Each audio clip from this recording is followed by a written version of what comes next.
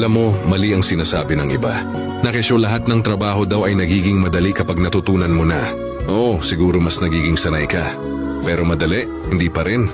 Sa totoo lang, sa mundong ito, walang madaling trabaho. Lahat ng trabaho pinaghihirapan.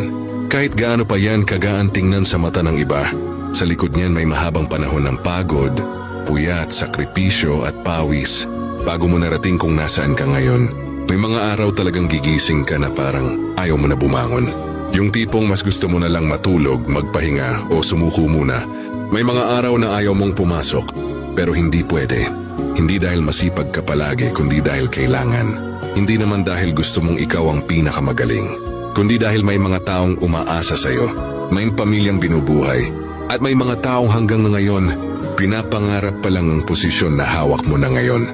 Posisyong hindi basta ibinigay, posisyong matagal mong pinaghirapan, posisyong minsan muntik mo na ring bitawan, pero pinili mong ipaglaban. At oo, deserved mo yan. Minsan maiisip mo rin paano kaya kung wala akong trabaho? Sa hirap ng panahon ngayon, sa taas ng bilihin, sa dami ng sumusuko, makikita mo yung iba na halos wala ng masandalan. Ikaw, kahit pagod na pagod ka na, kahit papaano, may trabaho ka pa ring pinanghahawakan at hindi ito basta opinion lang.